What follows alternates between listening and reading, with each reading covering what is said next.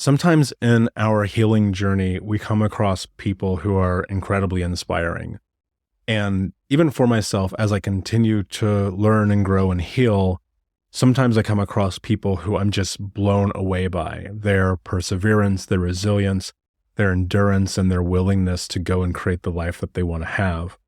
In today's episode, I'm sitting down with Yemi Penn, who is an unbelievable scholar, entrepreneur, business owner, mother, and childhood trauma survivor.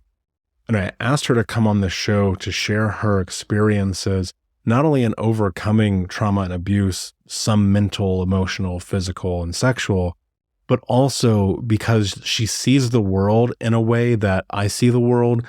And we were able to have this really brilliant conversation about making people's lives different. And if you're trying to figure out, like, how do you really heal and how do you really overcome so many of the things that keep you trapped, you're going to want to listen to this episode. That said, as a note, the first 10 minutes of this episode, I didn't catch this. My microphone was bugging out and I had to reset. So you will see that we pick up with the regular audio, as you can hear right now, about 10 minutes in. But Yemi's audio sounds amazing. So please, I just wanted to give you a precursor to that. Don't miss out on this incredible conversation because of a little error on my side. You know, after 750 episodes hosting this show and another 300 or 400 as a guest, you'd figure I'd know what I was doing. But like it goes, we are still learning and life is going to life. With that said, my friends, enjoy the show and I will see you. Yemi Penn, welcome to the podcast, my friend. How are you today? I am good. Thank you so much. Really excited to see what we co-create here.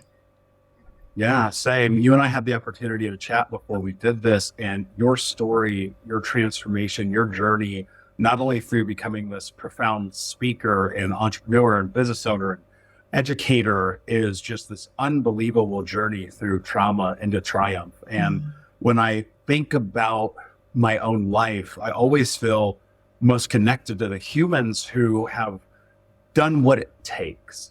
When I look at my life and my journey and being here today, I'm blessed in a lot of ways. I'm lucky in a lot of ways, but most importantly, I'm resilient. And so I'm wondering, I just want to kind of jump off this conversation. I'm going to ask you a question people ask me all the time, and then we're going to talk about your story and your journey. But for context, what is trauma? I'm going to start by just grounding myself because I felt myself trying to come off the floor. So I'm in Australia. I want to acknowledge the original custodians of these lands. I'm on Camaragal land and just, acknowledge my ancestors as I speak. Trauma. I think trauma is something, wow, I've never said this before like this. Trauma is something that separates us from who we are. That's one way I want to put it.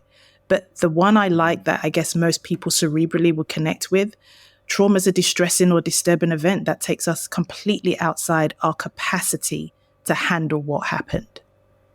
Yeah, those would be the ways I'd define trauma. And so that could be anything. It's really on the individual. And this is why the work needs to be done. Yeah, I agree. And I say this all the time to my clients. It's like trauma is not necessarily the things that happen, but what happens with the things. Yes. And so I'm very curious. Tell me, what's your background? What was childhood like? How did you kind of get to where you are today? I've been thinking about this a lot. I've got two children. I've got a daughter who's going to be 17 soon and my son who's 10. And I think of the life they're living and then I start to reflect on my childhood. And I think I had a pretty good childhood, like really good when I think of what my parents were able to give me. And I don't know if I'm saying that now as a parent in hindsight, but I felt quite blessed. I did move around a lot, but we find out today in today's world and academia that it's best for people to stay in one environment. I question that. I challenge that as to how that informs our resilience. But I did move around a lot. I was born in the UK. I believe I went back to live with my grandmother in Nigeria. I've heard two stories that I lived with her when I was 6 months old and another story when I was 2 years old. So I'm still trying to piece this stuff together, Michael. But the truth of the matter is I would have lived in Nigeria, come back to London, probably gone back to Nigeria again, and then back to London in my early teens. And, I grew up effectively with 5 siblings around me. So 6 of us in total, but found out, just under a decade ago that I had another sister. So in Nigeria, so it feels and sounds fragmented, but I also know that this is actually the story for a lot of people in certain cultural aspects. I definitely don't want to generalize, but I still feel it was actually a really good childhood. Yes, there were events that happened that still, leave a mark on me, and that's part of the reason why and how I'm here today, because those traumatic events, those distressing events, really were trying to define me and limit me for longer than I probably should have let it. I'd be so curious to dive into those a little bit, because one of the things I think about a lot is the humanization of the conversation, and people get lost, and they will often compare and contrast and go, well, their trauma was, and I get this all the time, obviously, like I'm the trauma coach guy. I didn't get here by accident. To share the pain of my mother cutting my finger off, of being homeless, of being a drug addict when I'm 12 years old. Like, that's the truth of life for me, and that humanizes us. And I'd be very curious, for whatever you're comfortable with, of sharing what were some of those events that shaped you into who you are today. Yeah. The biggest one that has really probably framed a lot of the work I do would be the event that happened when I was about 7 or 8 years old. And I want to be really intentional here. I say event because it's the only incident I remember. I truly believe that I blocked out a lot. So there's an incident where I remember about 7 or 8 years old. I'm in Nigeria. I'm living with my parents. We always had people in the household, people who helped us get ready for school, whether it was the driver. We were fortunate enough to live well. But then we also always had uncles and aunties that were passing by and coming in. And my mum's brother, he would visit often. And I remember one of my aunties, when he came in, teasing me, saying, uncle's favorite girl, because he'd always call me and have sweets and stuff. And I only remember now as an adult that she would tease me for being uncle's favorite girl, which is what really indicates to me how often I was either being given sweets or being treated nicer or differently to the rest. And the incident I remember is, it was the evening. I was laughing with my siblings and this auntie of mine in the bedroom, and my uncle calls me. And even just now, I can remember my body just getting really tight, because I knew something was about to happen that I just really did not like happening. And he calls me into the living room, and it's dark. He's got the TV on. It's funny how I can remember quite a lot of the things, and there are some things I just don't remember. And this is where he would then abuse his power, his sexual power over me. And as a 7, 8 year old, make me do things that I didn't want to do. So much so that still to today, it impacts how I show up as an adult, as a partner, as a sexual being. That is probably, and there will be other things that happened. I went to boarding school and felt extremely isolated, but that event of the sexual abuse is the one that I probably still have not integrated, but I know I am integrating continuously, because it really separated me. It separated me in the sense that did not want to be seen. That's how I got labeled shy. I wasn't shy. I just didn't want uncle to see me. That has probably been the biggest thing that's impacted me traumatically throughout my life. Yeah, that's such an incredible story, and I thank you so much for sharing that. Hey folks, sorry about that. We had some microphone issues, as these things do happen because we are recording in real time, and that is just what the universe does. Yemi, I want to go back to what you just said, because I think that's so incredibly important to look at and understand the journeys that make us who we are. And one of the really difficult things is that we do find ourselves taking these experiences and pushing them down. A lot of that is subconscious. We don't even know it's happening. It's our body's survival mechanism. That's how we go to coping mechanisms. That's how we go to different things that we believe are things that we've integrated for safety, but even they hurt us sometimes. And so I'm wondering, as you've gone through this, to create a life that many on the outside would look at and go, wow, she's unbelievably successful. Look at these brilliant things that she's done. And she's a great mother and leader and wife and all of these things. Where did that really start? Like, where was the beginning of the journey for you? Because I feel like so many people, they just don't feel like it's ever for them. They're scared to start. Yeah. And I'm just curious about where you began. Oh gosh, I just felt this deep sense of love for those who feel it's not for them. I just want to say it's for everybody, but I get it. It's hard.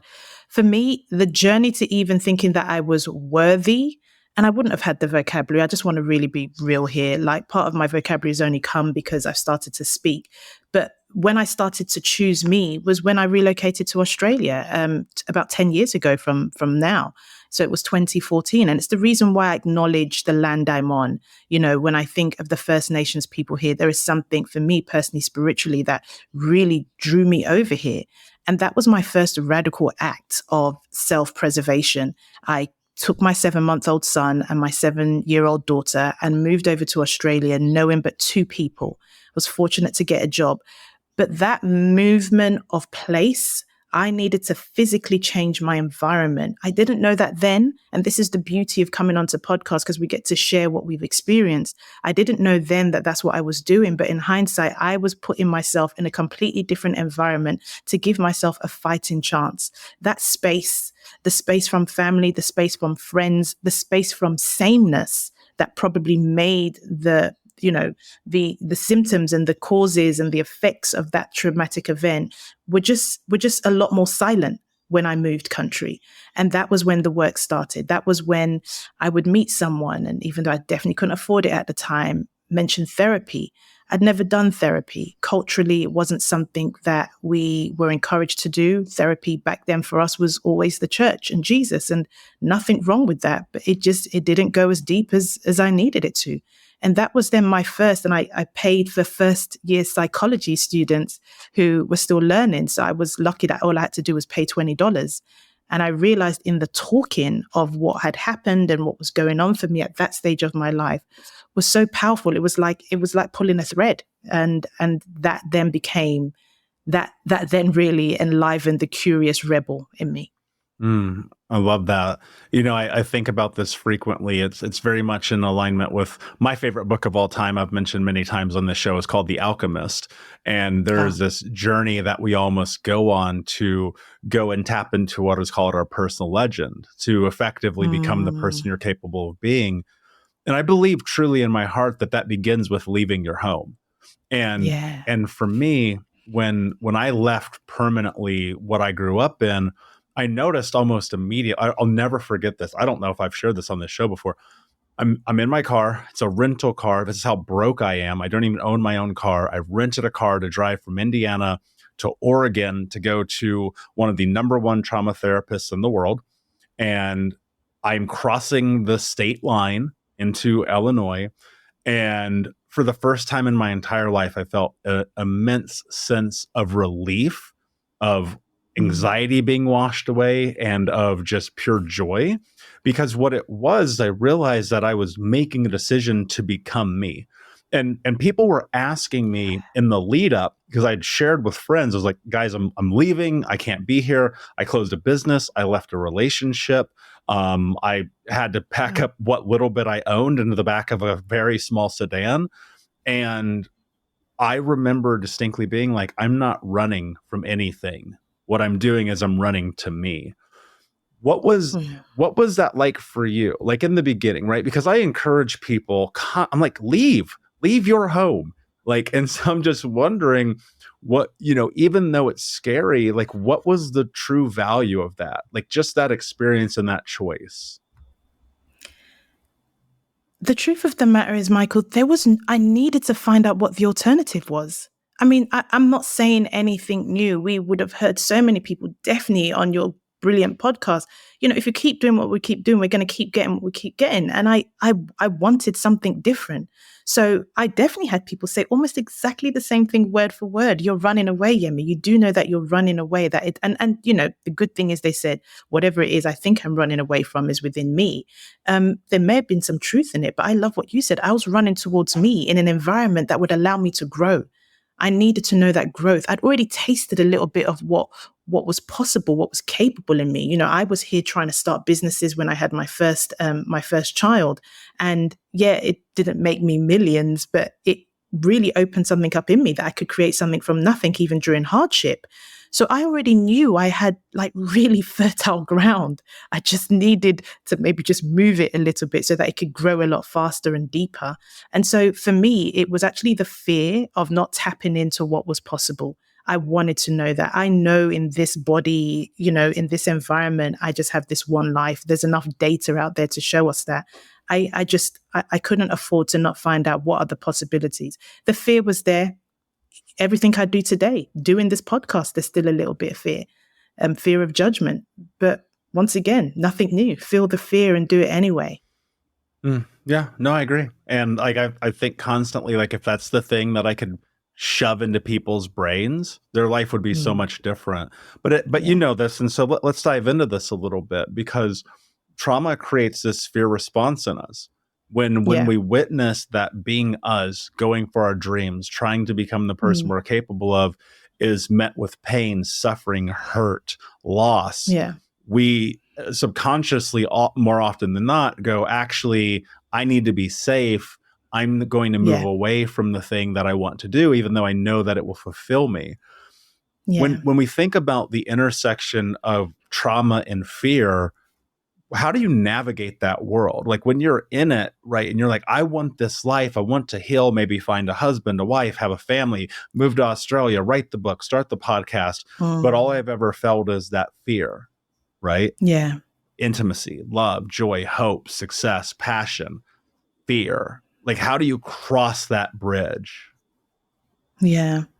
And I, you're right. Let's name it. If we can't name it, how do we know when we're working through it? So I think acknowledging that fear does exist. What worked for me, Michael, was looking for other people who had done the same thing. There is something in community, and this is where I get really curious. I'm really curious about cultures that have different understandings of trauma.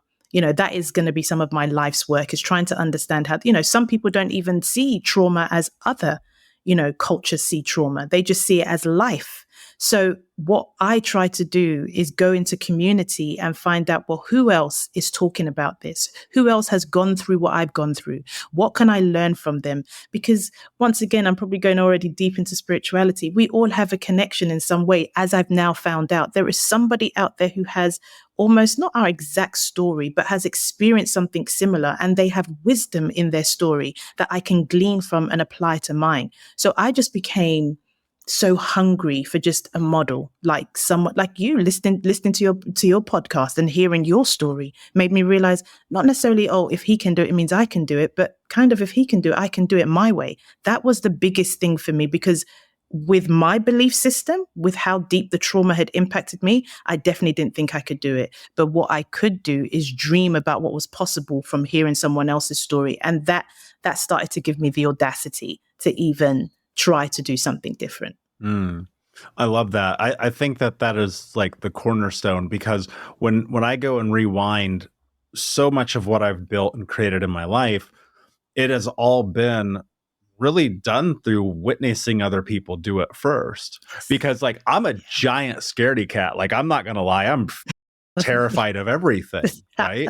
That's in my nature versus nurture, right?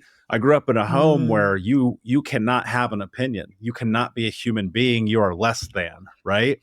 And for me, fear is always in front of me, right? It's something that I have chosen to face relentlessly, just with an acceptance that on my deathbed, I don't ever want to be like, oh, I regret not living.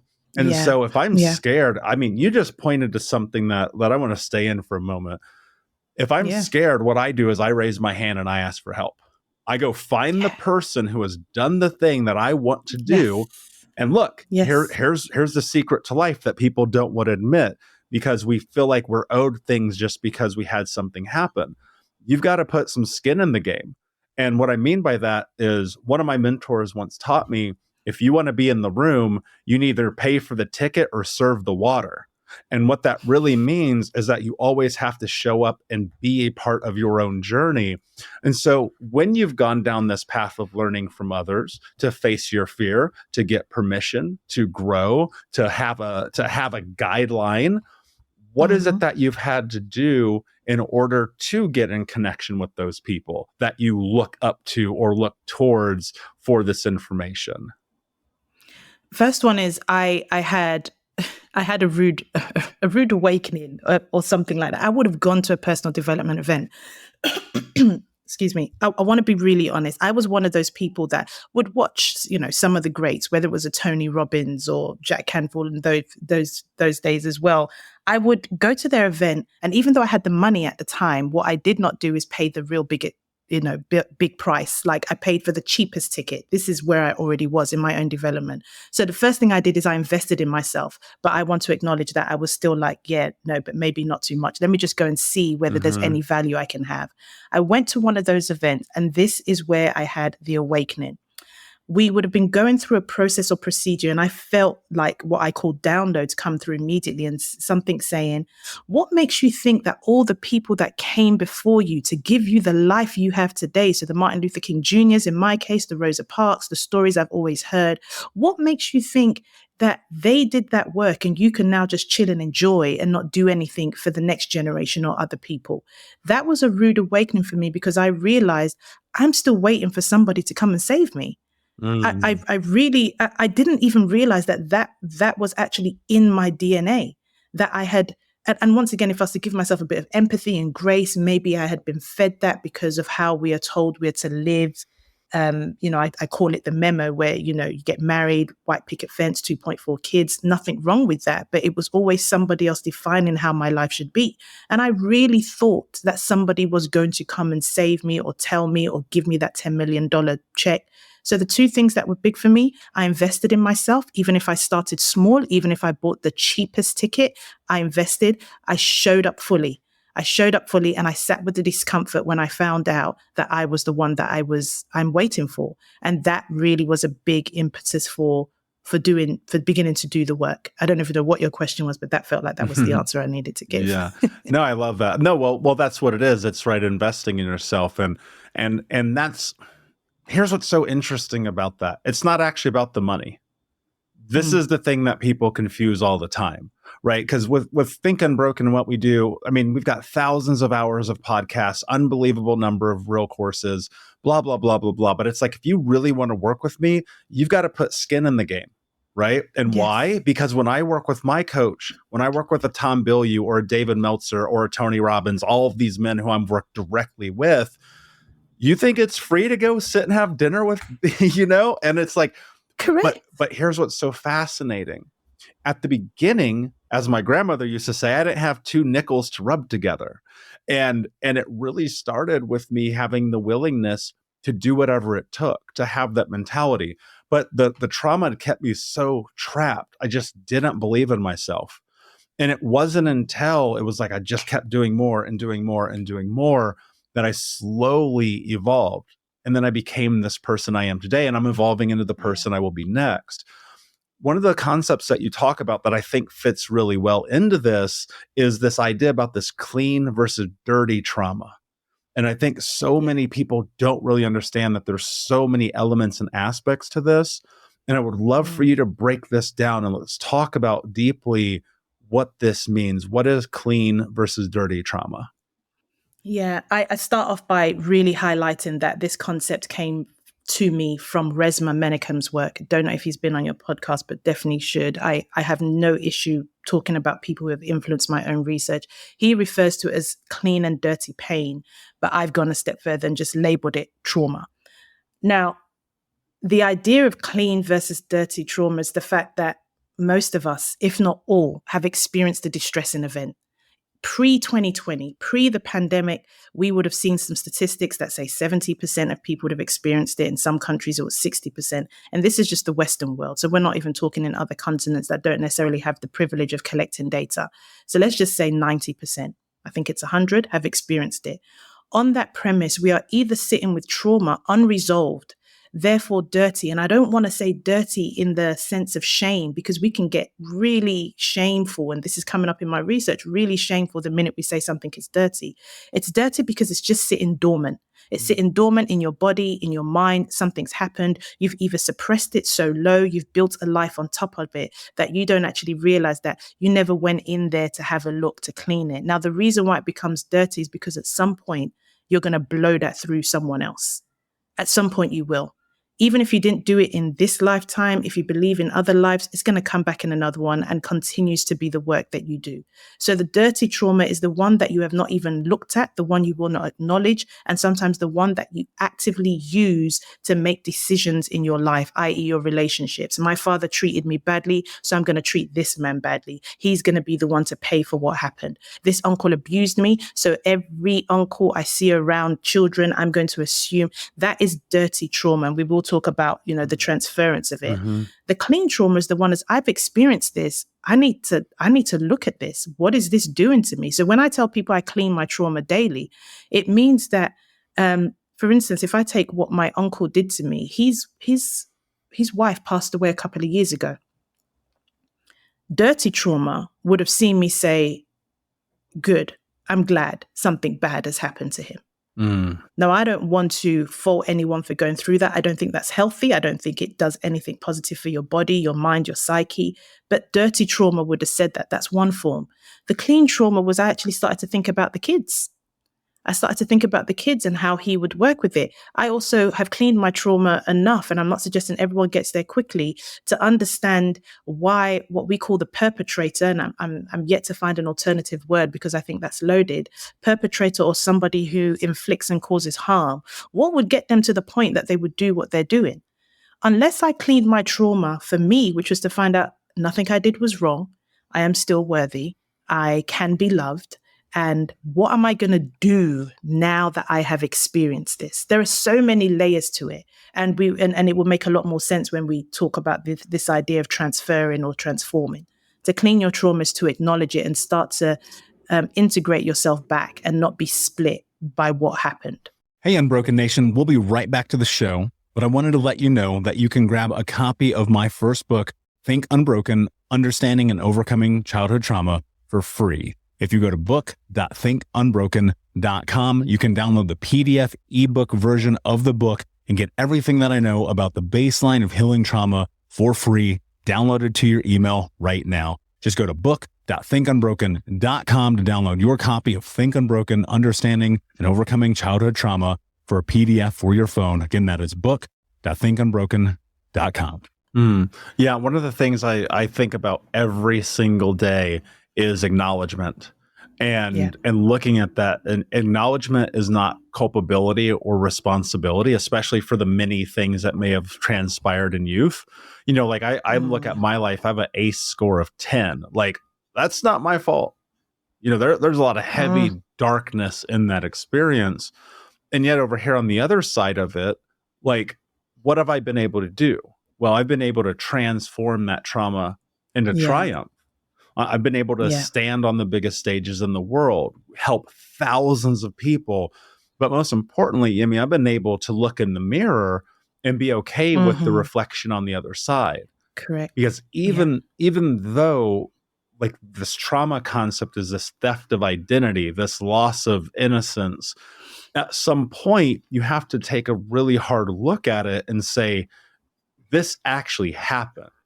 And while I always tell people I only share a very small portion because most of it's too dark for me to share publicly, like, what I've done in my personal life is just constant cleaning again and again and again. And even now, because it's like Bishop T.D. Jakes, amazing speaker, a man that I love dearly, something I think about every day. He says, new levels, new devils. And that's so much of what this journey is. And so let's talk about this, right? This process of cleaning. Now, there's this idea that you have that I actually resonate with tremendously.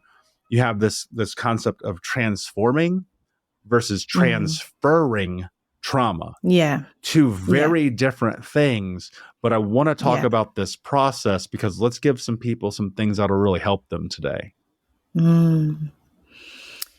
So I want to highlight that we tend to think we live in a binary world. So even though those two options have been given of transfer or transform, just take them as options because there might be other alternatives. So I want to highlight that. Great point. The process for transferring or transforming is knowing that most of us have experienced something distressing.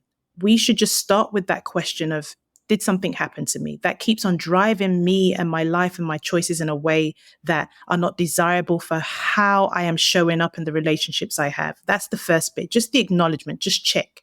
Some people would say, well, how would I know? You will know if patterns keep on happening over and over again.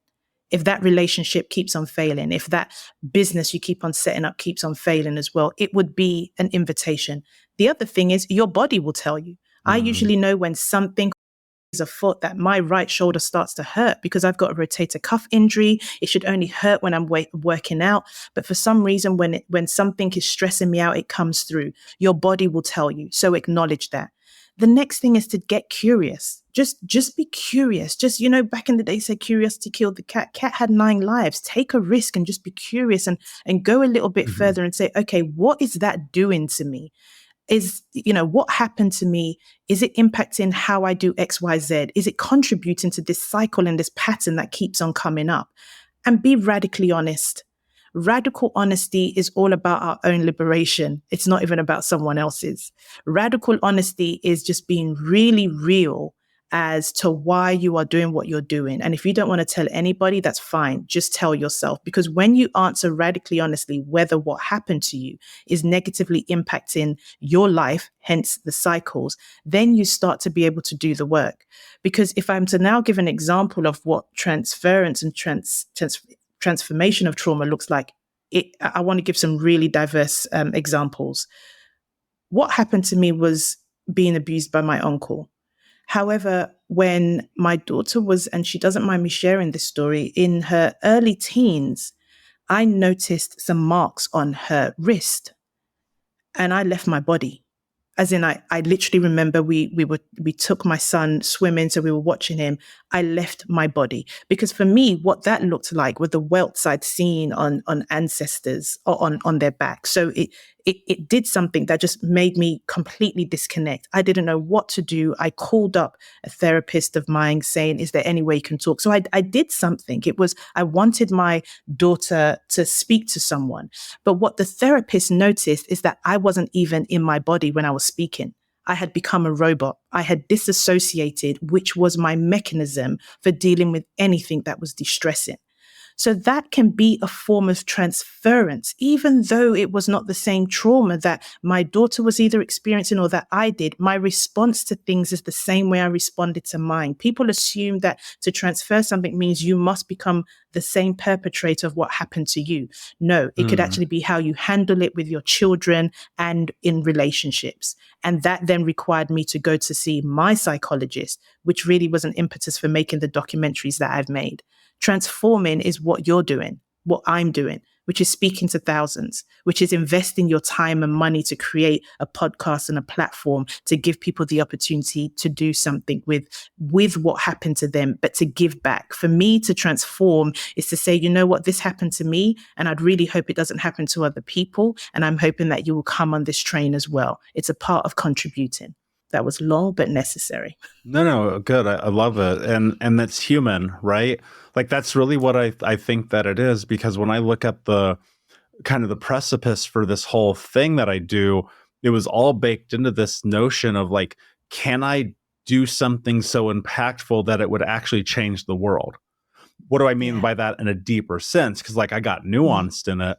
And I asked myself a question: can I create enough content and information that on a long enough timeline, I would end generational trauma forever, thus making myself obsolete, meaning that another child would never suffer the experiences that I had? And that's so much about what the journey is for me, because there was a transference in a very negative sense for a long time, where the energy that I had that was unhealed was touching everything. It's like, you know, when you see in a movie where like the bad guy like drops a piece of oil on the ground and then it consumes all the land.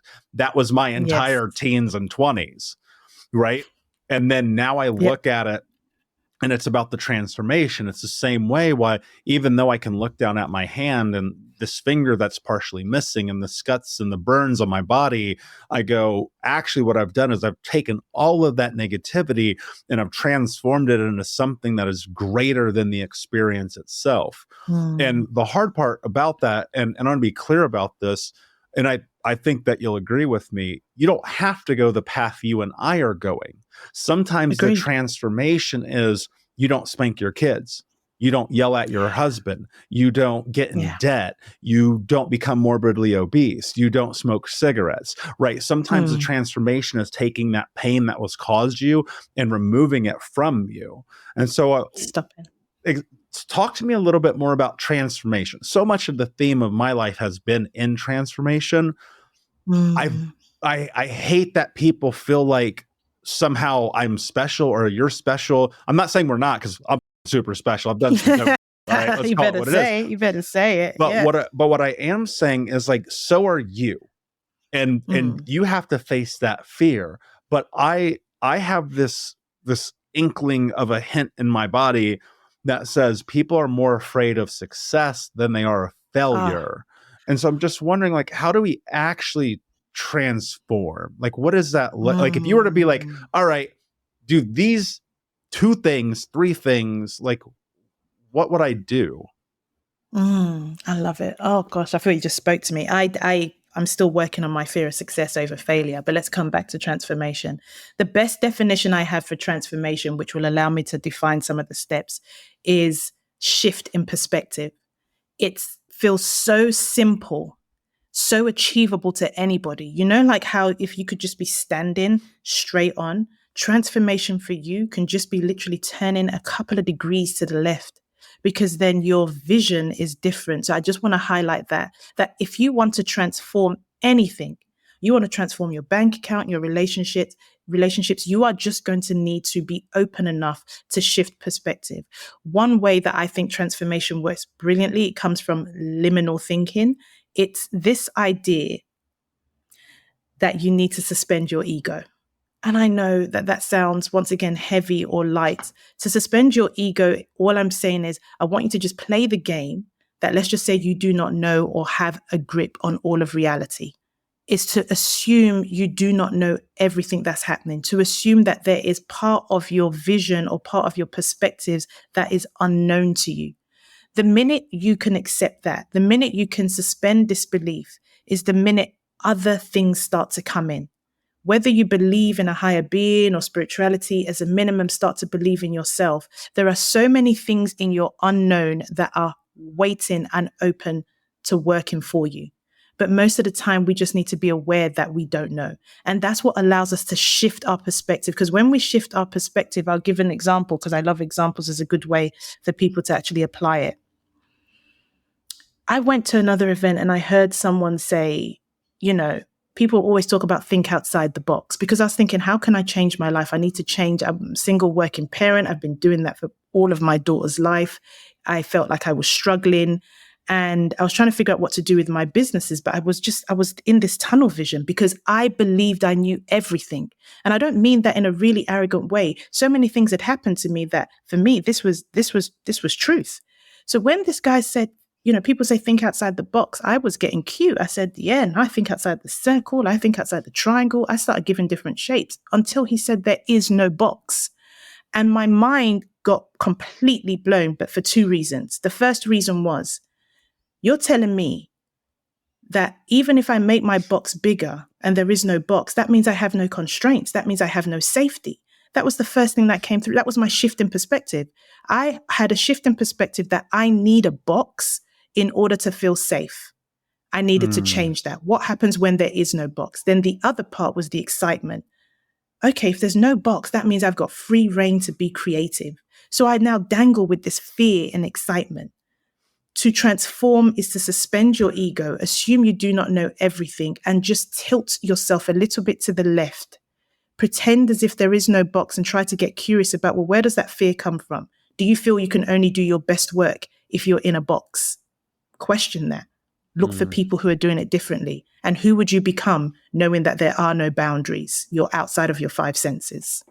Yeah. And it's a huge part of that is suspending your own reality. And what I mean by that is people want to live in a fantasy world, which is a very dangerous game to play. But sometimes they are so close to reality that they don't even see the potential to have the fantasy. And so it's like this really interesting dichotomy or maybe juxtaposition of looking at life through reality and fiction, holding both true, and then deciding which one you want more. Because on the one hand, you can look at your life and be like, okay, I was homeless as a kid. I was a drug addict when I was 12. I lost $1 million by the time I was 25. I was 350 pounds, blah, blah, blah. All these things were true for me, right? And then I could look at it from the other side and I could go, actually, I think I can do that over here. I think I can shift my life. I think I can be this person, but I'm going to need evidence to support me in that is possible. And like you're at this event hearing there is no box, I always go to the Matrix, which I know everyone's heard me say on the show 1,000 times, but the concept that there is no spoon. And effectively in the film, it's a moment where Neo is going to see the Oracle. He's about to find out whether or not he's destined to be the one. And the short of it is the Oracle says something to him. At the end of the day, you don't believe in this fate crap anyway. And what that really truly means is that the reality of life is whatever you want to create it. And nobody chooses the life that they're born into, but you choose what you do in this moment. And what you choose in this moment is letting go of the reality that you don't know everything. Because what most people think they know, especially people who have suffered traumatic experiences, what most people think they know is lack, shame, guilt, pain, hurt, suffering, dismay, ugliness, disasterness, that drop of black that floods everything. And and what I'm challenging people here today with you and in this conversation is to recognize that maybe you don't know everything. And the things that you don't know will set you free. And so I'm wondering for you, what has your biggest transformation been? My biggest transformation, I don't think I can just give one. There's two. There's one that's like biggest transformation has been my role as a parent. I feel like I have a contract with my kids that I kind of make every other week. I'm so radically honest with them in the sense that I tell them what they need to know, but they also know that when mum's cup is full, I can give. And I'm able to say this in a way that doesn't make them feel guilty or feel bad. The biggest transformation is my shift in how I can become a good parent to my kids, knowing that at some point they're going to grow up and potentially have experienced trauma, even at my hands, either by doing something or not doing something. And I know that that's a heavy thing to say, but this is how realistic I want to be. Because I'll tell you now that because even though I don't think it's just been a response to trauma, but I'm a bit of a nomad. I love moving around a lot. But then I found out real quick that my moving around a lot had my daughter go to 6 primary schools. In Australia and the UK where we lived, there are only 6 years in primary schools. It shows how much I moved, and it was creating chaos for her. So at some point, she's probably going to grow up and say, wow, that was a lot. I wasn't able to form friends, but I'm aware of it. Like I do this thing called trauma mapping, something I want to release in a couple of years, which is, for us to map what we think may have actually impacted our kids, what may have impacted us, to look back on it. That idea of it has transformed. I've shifted my perspective of, this is going to be an issue. They're not going to like me to, well, what would it look like if we had this conversation now in love? What would it look like if I could change? So because I love change and I love traveling a lot, I've created stability. So we have a home where the kids stay and they can go to school, and I have nannies and babysitters that help me for the times that I want to go. And they know that when I leave and I travel, it's not me abandoning them, it's me filling my cup. But rather than assume I'm having the conversation, that's been my biggest transformation. The shift that my model of parenting does not need to be the way the world says. It needs to be the way I build it with my children. Yeah, I probably would leave it at that. That's actually been profound for me, because freedom's my highest value. And what scared me was that my need for freedom could make somebody else feel abandoned. The shift in perspective really changed that for all of us. Man, I love that. That's such an important thing to take into consideration. And you said something that I want to sit in for just a second. Ultimately, you're going to traumatize your kids, whether you like it or not. And I wish that people would just recognize that for a second. you want your children to suffer a little bit, I think. Now, look, let me be clear. I don't have children. I always want to preface that. But I look at the people who they have to figure out how to navigate the world, and their parents allow them to fall down. And those people, just generally speaking, become more resilient, and they're more able and apt to navigate the world. Not saying maybe, I don't know, you put your kids intentionally into some precarious situations, but ultimately you do want them to be able to navigate. However, it's also, like you just said, being cognizant of yourself first. If you don't know that you need your own cup filled, then you will never be able to serve at your highest potential. And that's a hard thing to do. So many people, especially who had traumatic experiences, or women, or single mothers, or even single fathers, they're like, I want to do the best I can. I'm overloaded. I'm exhausted. I'm dealing with this. And then what I see happen all the time, I see this especially with the men I coach, and they get to this place where they forego themselves, where now they've put themselves on the back burner. I know women are just as guilty of this, obviously, but I coach a lot of men, so I see that. Yeah. How do we put ourselves first when we are parents who come from traumatic backgrounds, when our first inclination, I'm assuming, again, not as a parent, is to protect our kids at all costs, but then we sacrifice ourselves? I want them, in order for you to find out how to look after yourself, I want you, the listeners, however long into the future you're listening to this, to think of recycling trauma. Because every time we tell ourselves we want to give our kids what we didn't have, we are potentially disabling them to be able to do things for themselves, to build resilience. That's number one. So this is the shift in perspective I'm offering. Just sit with that. The idea that in not putting yourself first, you are potentially contributing to the recycling of trauma in a different way. This is transference in a different way. That's number one. Number two, the question I always ask parents, and you don't even need to be a parent, just in general, your contribution to other generations, what you are doing or not doing to yourself or for yourself. If the person you love the most outside of yourself was doing that, what would you say? Most of the time, they'd say, I wouldn't want them to do that. If you have left your health, how you eat, your mind, your body, if you have neglected that, what do you think the children you are doing and working so hard for are seeing? They're going to grow up and want to be the parent like what their parent was for their kid. It's called recycling trauma. There has to be a different way. We can find a balance. If you will not let the people you love the most do what you are doing, then I'm telling you to get curious, shift your perspective, and find out what that balance is that you look after you and you can look after them. That's what I would say. Let's say that someone is listening who they didn't get this information early enough, and they have children, and they have transferred a lot of their trauma in a very painful, hurtful way. Maybe they have spanked their kids or yelled at them or worse, right? I don't want to label anything beyond that. People can use their imagination. If you are that parent, what do you do? Yeah. Can I just say I love you for bringing that up? Like, I don't know, I use those words intentionally. You really brought something up that a lot of people are not bold enough to say, because we will have done it. We will have done things that we're not proud of. The first thing is grace. Grace is that, and I know you've heard it all before, but sometimes we are doing the best we can with what we know. But when you know better, not just do better, be better. So give yourself grace, but then acknowledge that you now know it and start doing the work. Is it therapy? Is it getting a coach? What is it that you can invest in some way to continue to help you to unlearn those patterns that you thought was the only blueprint you could take from? That's the first thing. And then go the next step towards healing. Try and do it outside of a moment when you're in the raw or the heat or the solemn or the depression. Can you go and heal with the person in which you may have inflicted pain on, your kids in this instance? Is there a conversation that could be had?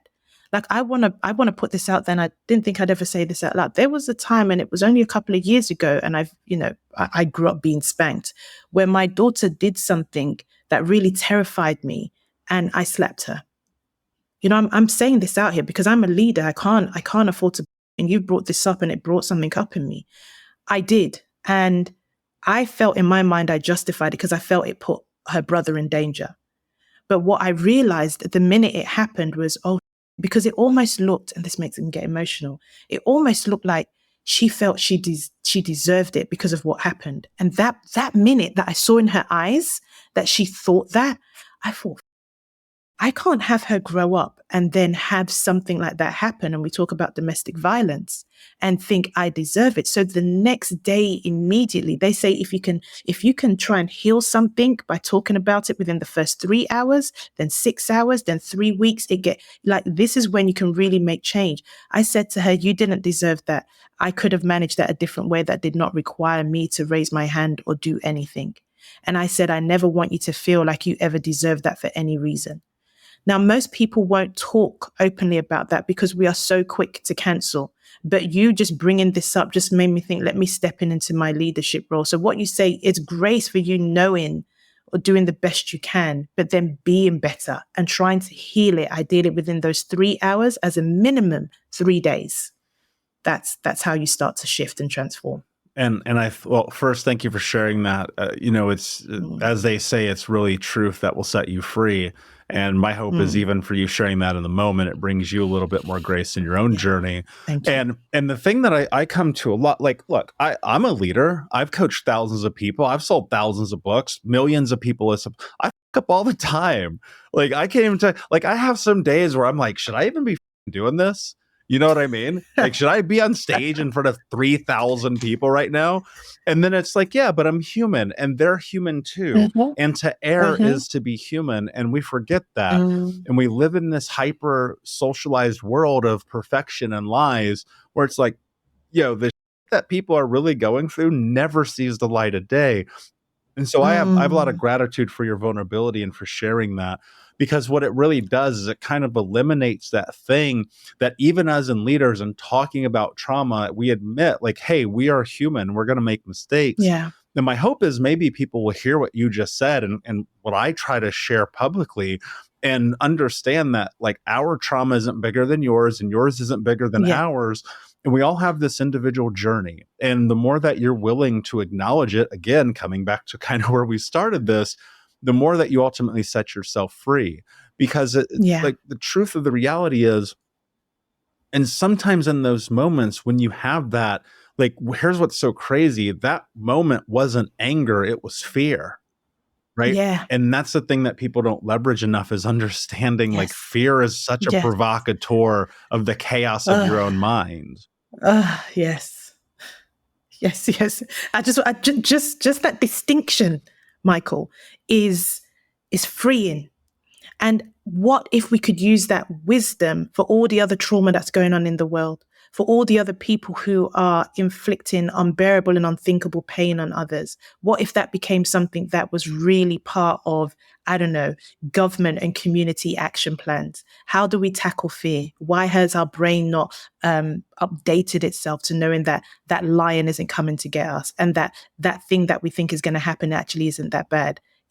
That distinction is really important. And if that gives anybody listening some form of relief, please take that in. That's the shift in perspective we're talking about. That's the transformation of, I'm not actually angry. I'm fearful that I'm going to lose control of this environment and this safety. So let me pause for a second the next time I feel my body rise. That is enough to reduce so many traumatic events that happen in our world. Agreed. And I always come back to the peace is in the pause. You ask any of my clients over the years, I always profess this, just find a moment, like being reactive is how you burn your house down. And how do I know? Because I've done it many, many times. And so I would encourage people to like recognize like this journey is a journey. I'm 15 years into this game. You're a decade plus into this game. You're on your process and like we're still learning. And I can assure you there are more lessons to come. And if you're willing to be like accepting of that and continue down the path, even within the framework of the fallback and the slide backs and the slips and the mistakes, like you will eventually come out the other side. My friend, this has been a beautiful and amazing conversation. I appreciate you greatly. Before I ask you my last question, where can everyone find you? I am quite vocal on Instagram. It's just yemi.penn, but I'm sure it'll be in the notes, and also on LinkedIn as Yemi Penn. But that's where I love to speak to people, create safe spaces and talk about everything curious and rebellious. I love that. And everyone, please go to thinkunbrokenpodcast.com where you'll find this and more in the show notes. My last question for you, my friend. What does it mean to you to be unbroken? It means kintsugi. It means that broken vase that was put back together with the golden threads through it. That's what unbroken means to me, which is we will all be fragmented, but the joy and the beauty of being unbroken is being put back together with gold. I love that. Thank you so much for being here. Unbroken Nation, thank you for listening.